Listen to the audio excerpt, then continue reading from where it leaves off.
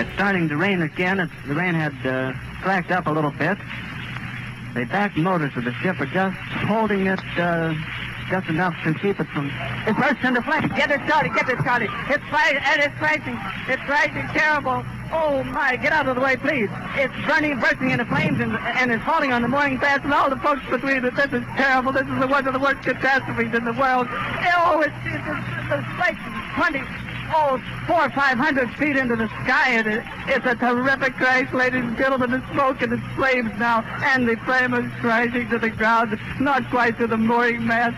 All the humanity and all the furniture speeding around it. I can't even talk to people. There's friends around there. I can't talk, ladies and gentlemen. Honest, it's just laying there, massive smoking wreckage. And everybody can't hardly breathe and talk and screaming. Lady, I'm sorry. Honestly, I can hardly breathe. I'm going to step inside where I cannot see it. Charlie, that's terrible. Listen, folks, I'm going to have to stop for a minute because I've lost the voice. This is the worst thing I've ever witnessed. It is one of the most iconic moments in news coverage in our nation's history. Oh, the humanity. When you really sensed what a reporter was feeling at the moment that he was seeing the destruction of one of the great airships of the era. Hi, everybody. I'm Ron Hoon, and this is John Netzel. John is the creator of the Great American Story. We basically just kind of sit around and talk our favorite historical stories from over the course of literally centuries and have a great time doing it. I think we learn, John, as we prep, and hopefully we can pass along a lot of what we have learned. Yeah, it's an education for me as well. Absolutely, yeah. And we're talking about the Hindenburg. Yeah. Iconic, like you said. This is probably really the first well-documented disaster that had, well, it wasn't live audio. We have to kind of correct that. He was taping it for later, but they ended up running it and matching the audio. But we talk about breaking news. Boy, talk about breaking news. That was breaking news, right? Right. So just this iconic tragedy that happened in New Jersey back in 1937. But there's a history behind the Hindenburg. Interesting. Very interesting. Yeah. I mean, one of the questions, of course, is why were they flying these gigantic airships in the first place? Right. Wilbur and Orville Wright had already proven that a man could fly in an airplane, but they were so basic at that level. And just the thought of being able to fly, across the ocean in a plane like that was,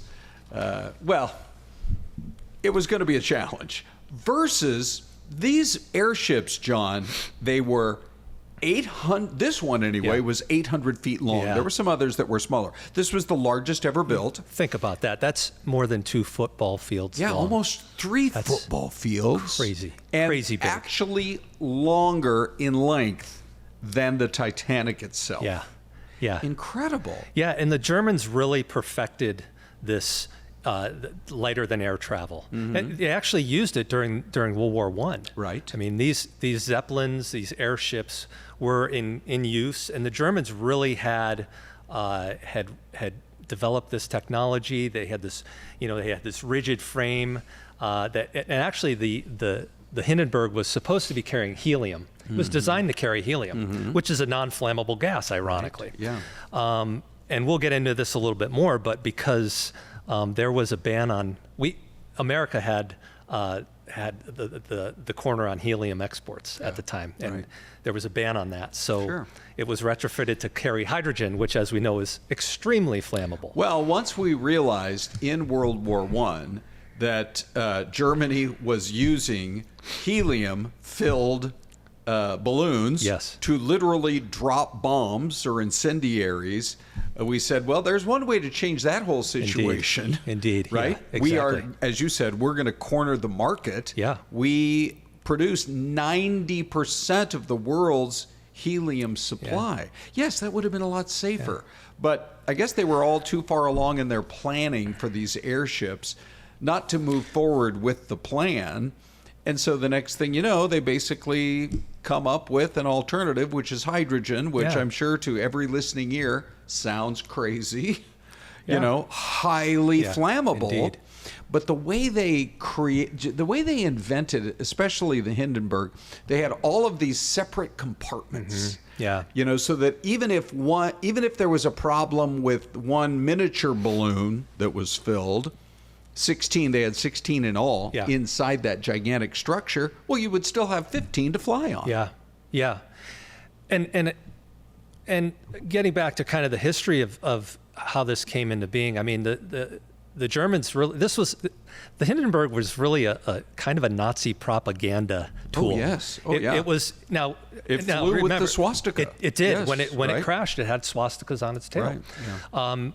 But it was, this is before the Third Reich, came into power in Germany. So this was,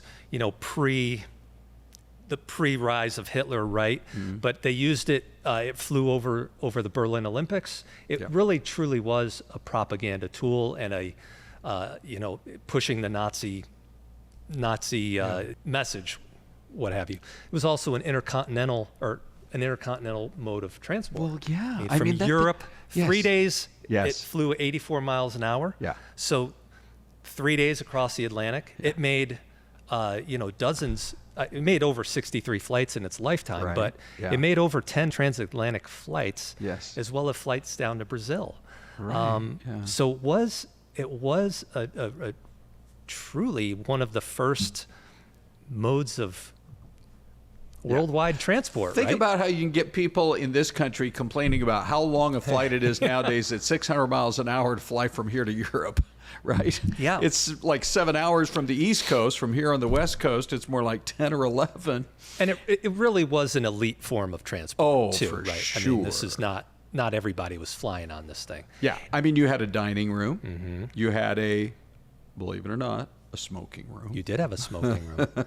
You had the promenade deck with the windows that people could kind of walk around and look at whatever they could see down there. Most of the time it would just be ocean, but it would certainly be fascinating as you were leaving Europe to be able to look down at the countryside, and then once you got close to the USA. Did you read about the piano, the special piano they made? Yes. They made a special lightweight piano. We actually have video of this. Okay. So we're going to throw to Movie Tone. I'm going to show you this video right here of this piano, this lightweight piano that was made mostly of aluminum and covered in yellow pigskin. It weighed less than 400 pounds. Incredible. And it was only used during the Hindenburg's first flying season, so it wasn't aboard when they crashed. But Movie Tone, ironically, we have a great clip here of Movie Tone. They actually toured Europe with the Hindenburg, and we get an inside sneak peek right here.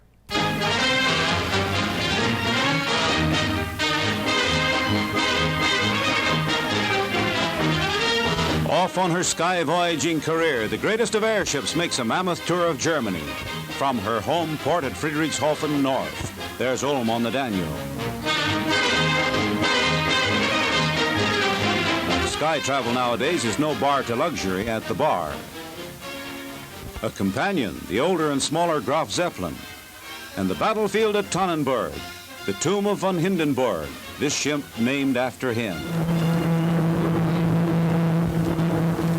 We're steering westward to the capital, Berlin. There's the Olympic Stadium where the games will be staged in the summer amid spectacular pomp and ceremony. Germany is now in a state of excitement. The election, the plebiscite to approve of the rearming of the Rhine. The von Hindenburg and the other ships of the Zeppelin fleet are out electioneering.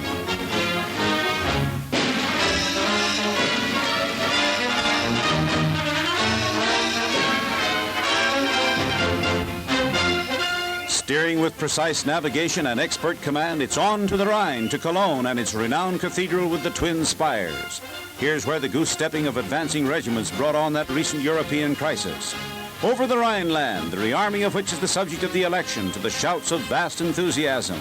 And now the next voyage of the von Hindenburg, across the Atlantic to South America and back, and then a trip to New York. So, of course, one of the questions is, why is it called the Zeppelin? And you fans of Led Zeppelin might be interested in knowing about this as well. So there was a man named Carl Ferdinand von Zeppelin, who saw actually many years prior how balloons were being used, John, in the American Civil War. And he kind of, made it his life's work to figure out how you could take a balloon like that and attach a motor to it. And aluminum was being invented roughly at about that same time. And all of a sudden you had the idea for a framework, etc. And, before you knew it, it was invented. Problem was, many other nations were starting to fly them too, and almost all of them had problems with flights that ended in fatal crashes. But Germany's did not. So the Hindenburg had, up until this moment, a great flying record. The problem, of course, was all these other crashes that had happened with British aircraft and American aircraft. You never had a guy like Herbert Morrison standing there taking pictures along with his engineer. And like you said, they put a motor on these things, right? So we were saying before, 84 miles an hour this thing would go. It was powered by 4 reversible Daimler-Benz diesel engines, which I found pretty interesting. Sure. But yeah, you go back to that broadcast, Herbert Morrison was there for the landing of the Hindenburg. He's recording this for WLS radio in Chicago. Right. And eventually it was matched up with the video. He wasn't recording video. Oh yes, right. So, he was there as the reporter. That was all packaged together, which is very, very interesting. And they had to have the technology to be able to record it on disc. So basically, think about the old vinyl albums in a very rudimentary form. That's what he was putting down along with his engineer. And the two of them, you can imagine that was a nervous journey back to Chicago to make sure it all got caught on tape or on record. No doubt. Yeah. Hey, real quick, we're going to go to a break here, but let's take a look at our trivia question. Okay. All right. Despite being filled with highly flammable hydrogen gas, the Hindenburg had a dedicated smoking room for its passengers. And what specific feature was designed to make this room safe? A, it was filled with inert helium to prevent the fire. B, it was kept at a higher air pressure than the rest of the ship. Or C, it had a fire-resistant asbestos lining in the walls. What do you think? Okay. I think I'm going to go with C, but I reserve the right in this next break to change my mind. All right. We'll be right back.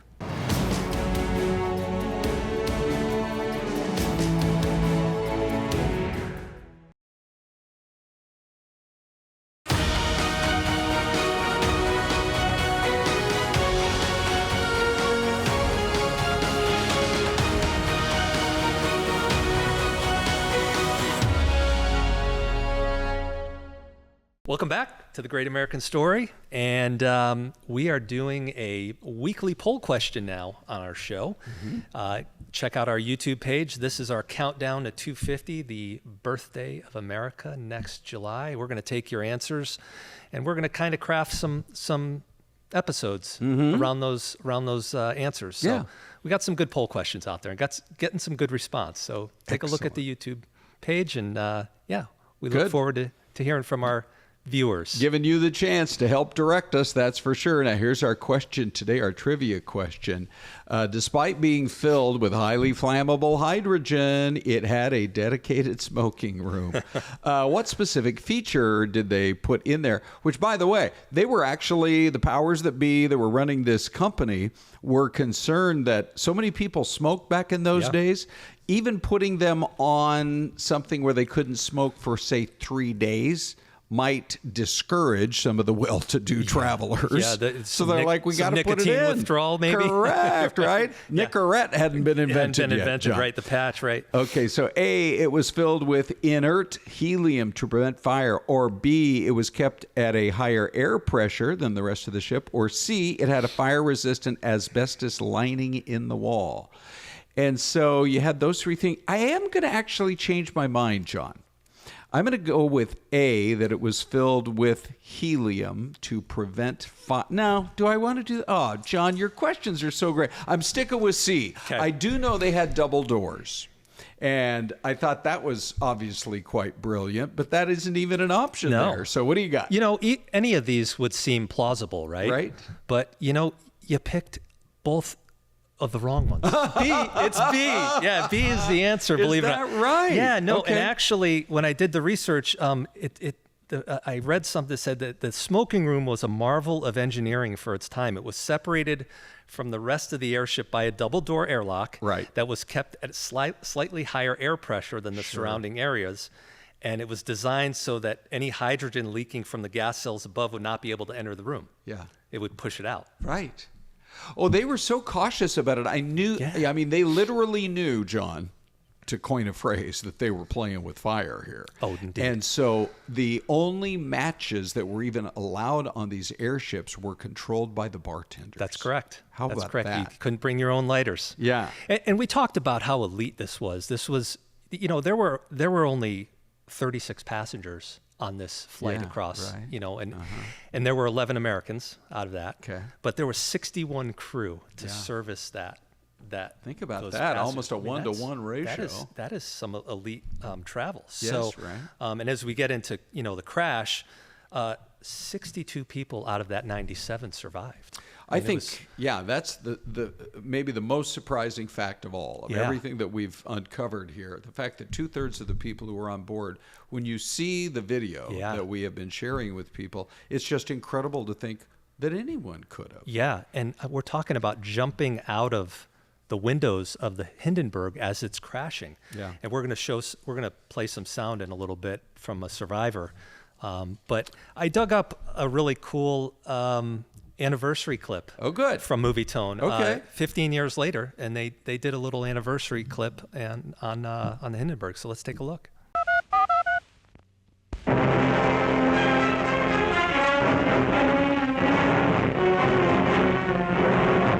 It was just 15 years ago that the silvery form of the Hindenburg nosed over Manhattan for the last time with Captain Lehman at the controls.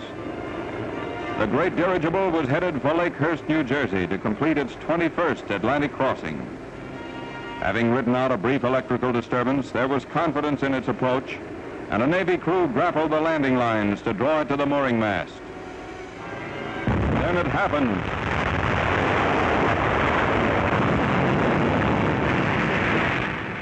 The disaster took 36 lives, 35 of them passengers and members of the ship's crew. The other casualty was a member of the ground crew. Miraculously, 61 escaped from the blazing Holocaust, a disaster that remains a mystery to this day. The cause never having been determined, though many theories have been advanced, among them lightning, static electricity, and fire. But the fate of the Hindenburg ended lighter than air ventures.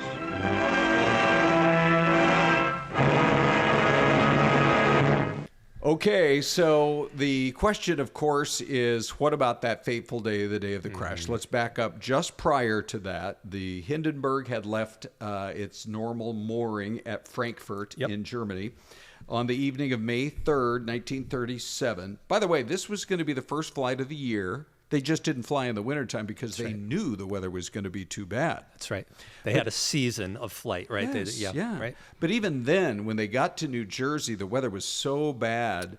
Basically, the captain decided he was going to literally fly up and down the Jersey shore for many hours. I think the passengers were starting to get antsy. Sure.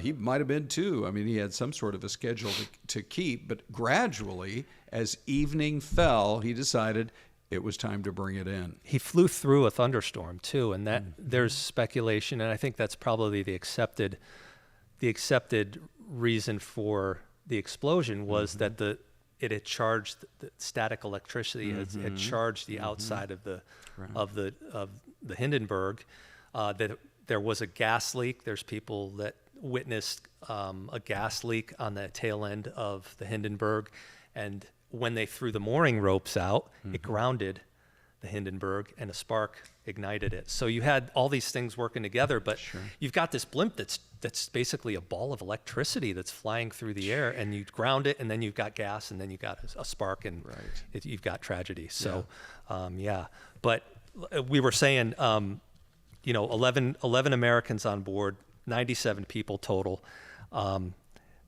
13 passengers out of 36 lost their lives. The rest of them were able to either jump out somehow survived. 22 crew members passed away, and 1 ground crew member lost his life. You know, like you said, that's what is it? Close to a two-thirds survival rate. Yeah, which you wouldn't think when you look at that video that that's possible. Yeah. And it all happens so fast, John. You know, from the first spark from ignition to 34 seconds later, it was consumed by fire. And on board, you had people, of course, every single person was trying to think, how am I going to survive this situation alive? Let's talk about some of those survivor stories. Yeah, for sure. And just real quick, you had mentioned, you know, how quick it went up. Yep. 7 million cubic feet of hydrogen gas. That's why it went up 7 million feet. Yeah, but yeah, let's get into some of those survivor stories. I'm going to start with my favorite, Yep. which is a guy named Joseph Spahn. The acrobat. Yes, who, by the way, had a great sense of humor. He was pretty well known. Yeah. He was born in Strasbourg, but had emigrated to the United States and was a performer, a contortionist, and a comedian. And his stage name was Bend Over. Oh, John, you knew I was going to include that, right? For sure. Yeah. Yep. Well, so the thing about him is that when the fire broke out, he smashed out a window and leapt out, which he broke his ankle. Yeah. But he said it was so much of the adrenaline, he didn't even realize at first that he had broken his ankle. And his ankle, it wasn't until he looked out. At first, he did not realize it was on fire, but he could look down and see the reflection in the buildings below, this orange glow. And suddenly it dawned on him, I got to get out of here. Take a look at this picture. I've never seen this picture before, but it is showing Joseph jumping out of the Hindenburg. I've never seen pictures of people jumping out of the Hindenburg, but that's him jumping out. Wow. Amazing, isn't it? Okay. Yeah. And we have other stories of survivors as well. Yeah, we actually have, there was a famous clothing designer from New York, Philip Mangoni. I may be slaughtering the name, I'm not sure. Who knows? Jumped out as well. Yes. He jumped out, he survived. Parts of the Hindenburg landed on him. He had to dig out from underneath it. And Movie Tone comes through once again. There's actual sound with him talking about that experience. And let's take a listen right here. How did you happen to be aboard the Hindenburg the night it exploded? To save time to get back to work in New York. How did you get out of the ship? I jumped off. And then after I jumped, the ship fell on top of us. And then I crawled out. I dug a hole deep enough to go through. And that's when I was all burnt. My hands, my hair, I lost my hair, I lost the back of the neck. I was just third-degree burn. Did your injuries change your appearance any? Yes, very much. When I went to Europe, I had black hair. When I got out of the hospital, I had white hair. What about your hands? My hands are all burned. I could hardly move them. You dug your way out? I dug my way out with the hands. That's why they suffered the most. Do you still fly, Mr. Mangone? Yes. After what I went through in the Hindenburg, what have I got to be afraid now? There's one other survivor story that is certainly worth mentioning, and it belongs to Margaret Mather. She and her husband, John, an American couple, traveling back home after visiting Europe. And you can imagine the airship is starting to rock, I mean, in terms of the passenger cabin area. Sure. She was thrown off her feet and was thrown against a wall, but actually landed on a couch. And other passengers fell on top of her because you've got everything sliding this way and that. When they got off of her, of course, what did they want to do? They wanted to jump out as fast as they could. She took a look at it and said, I think I'm going to wait just a little while longer till we get closer to the ground. Now, she had a fur. She wrapped the fur around her head to protect herself from possible fire. But she waited until they basically got all the way down to the ground. Even though it was a massive fire, it was kind of a gentle landing as the gas evaporated. Incredible. And she survived. Yes. Amazing. Margaret. She gave interviews for years after, too. You know, it really is amazing when you dig into how these people survived. And I mean, it looks unsurvivable, right? When you look at the video.